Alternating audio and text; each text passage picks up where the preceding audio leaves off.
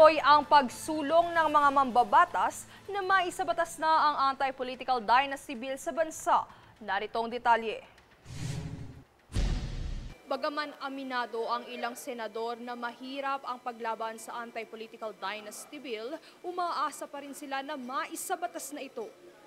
Ayon kay Senator Kiko Pangilinan, nasa higit kumulang 4 na dekada na ang lumipas at hindi pa ito naipapasa hanggang sa ngayon. Kaya anya, sana ay matuldukan na ang usapin at mabigyan na anya ng definisyon ng Korte Suprema ang naturang panukala. If I'm not mistaken, around 10 petitions before the Supreme Court to declare political dynasties as contrary to the Constitution. No? So that is another, sabihin na natin, track na mag-rule ng Supreme Court kung ano ang definition ng political dynasty in the cases that are pending before them. Sa panig naman ni Senator Bam Aquino, kailangan na ng matinding reforma para sa pagbabagong hangad ng taong bayan. Alinsunod na rin anya ito sa sunod-sunod na issue ng katiwalian sa bansa. Sa pagpapapasa ng naturang bill, isa sa pagdedebatihan ayon sa senador ay ang level of consanguinity o kung gaano kalayo ang koneksyon ng isang politiko sa kanyang pamilya at angkan. Pag sinabing first, ibig sabihin yun yung mga tao na kasama mo talaga sa iyong bahay. Diba? Kapag second, yun yung mga nakasama mo noon at posibleng kasama mo ngayon. So meaning yung tatay mo, yung nanay mo. No? Pagdating sa third level, umaabot yan hanggang sa mga tito at pamangkin. No? Sa panig naman ng House Committee on Suffrage and Electoral Reforms, target nilang simulan ang preliminary hearing ng naturang panukala sa January 13, 2026. Una nang hinimok ni Pangulong Ferdinand Marcos Jr. ang Kongreso na iprioridad ang APD Bill at Independent People's Commission at 2 pang legislative measures sa kamakailang Legislative Executive Development Advisory Council meeting na ginanap sa Malacanang. Ayon naman kay Senator Pangilinan, may urgency sa pagpasa ng IPC dahil sa naging pagbitiw ni Rogelio Singson sa Independent Commission for Infrastructure. Mayroong urgency dahil nga nag-resign si Secretary Babe Singson. So, lalong nabawasan yung mga sundalo, na lumalaban para sa accountability sa ICI. So, tapos, wala ring armas, walang bala. Diin ng mga senador na kung nais na isulong ang accountability, dapat na suportahan ang mga naturang reformang ito. Mula rito sa Senado, Princess Castro nag-uulat para sa Golden Nation Network.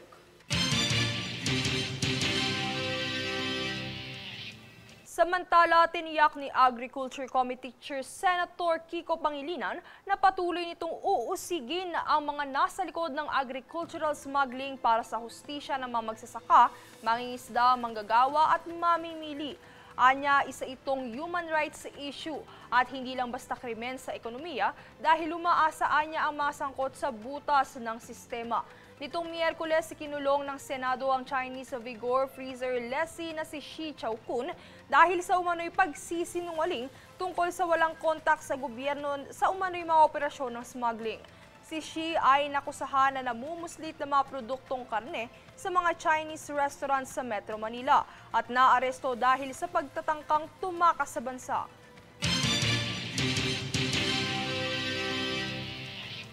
Umaasa naman si Senate Education Committee Chair Senator Bam Aquino na hindi na mabawasan pa sa magaganap na Bicameral Conference Committee meeting ang panukalang pondo sa edukasyon para sa taong 2026.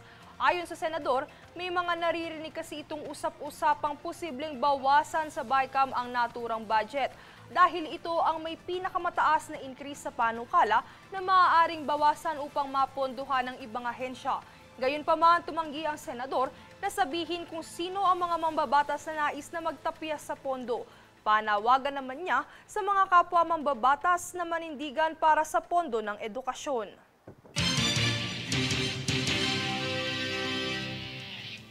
Sa ibang ulat, na nawagan ng ilang religious groups ng mas malalim na imbestigasyon kay Pangulong Ferdinand Marcos Jr. kasabay ng patuloy na paglobo ng kontrobersiya sa flood control scam at mga aligasyon ng katiwalian sa pondo ng bayan.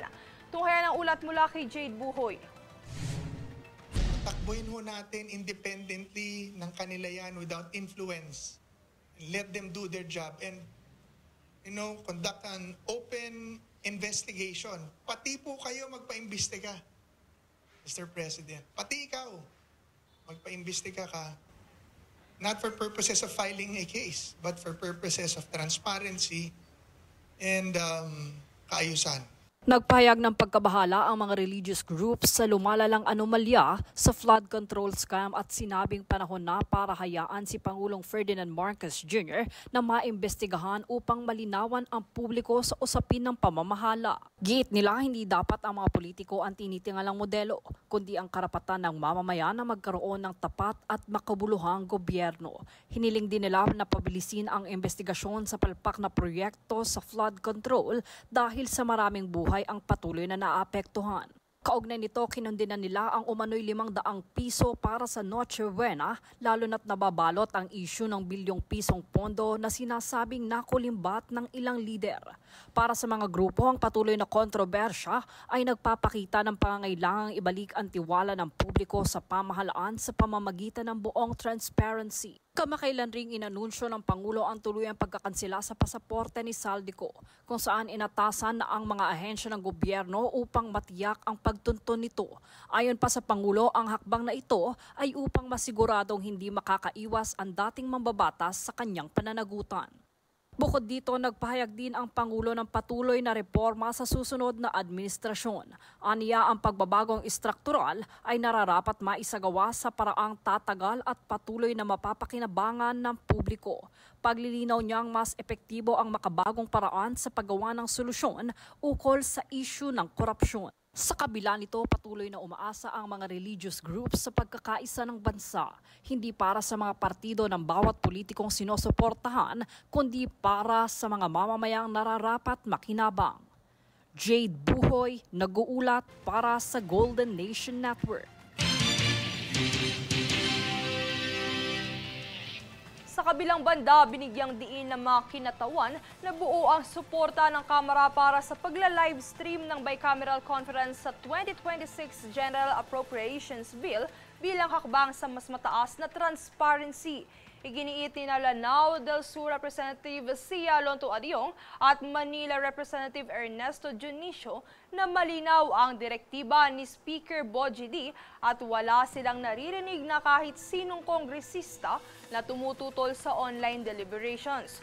Umaasa ang mga mambabatas na agad i-aanunsyo ng House leadership ang mga bubuo sa contingent ng Kamara para sa Bicameral Conference Committee.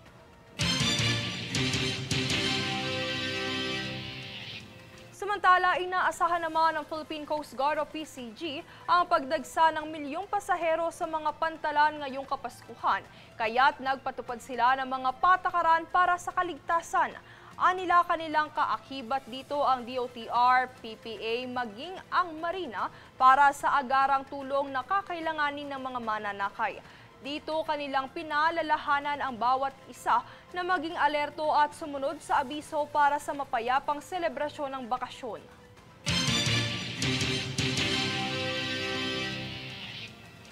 Sa ibang balita, mahigit 100 pamilya na dating nakatira sa kalsada ang nahikayat ng Department of Social Welfare and Development o DSWD mula December 1 hanggang December 7 na lumisan sa lansangan sa ilalim ng pag-abot program.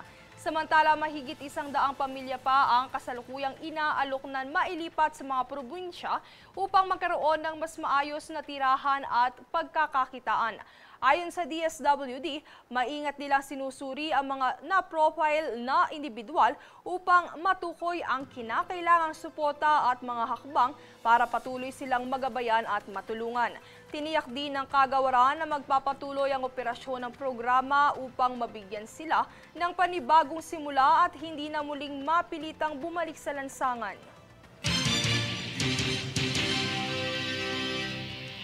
Susunod sa News Force. Oplan kontra baha, mas pinaigting ang operasyon sa tulong ng DPWH at Metro at MMDA.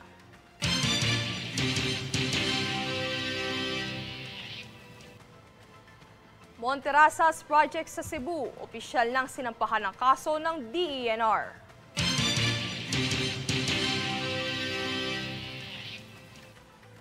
Pinakamalaking iligal na oil tanker sa Venezuela, timbog sa Estados Unidos. Manatiling nakatutok para sa higit pang mga balita sa pagbabalik ng News Force.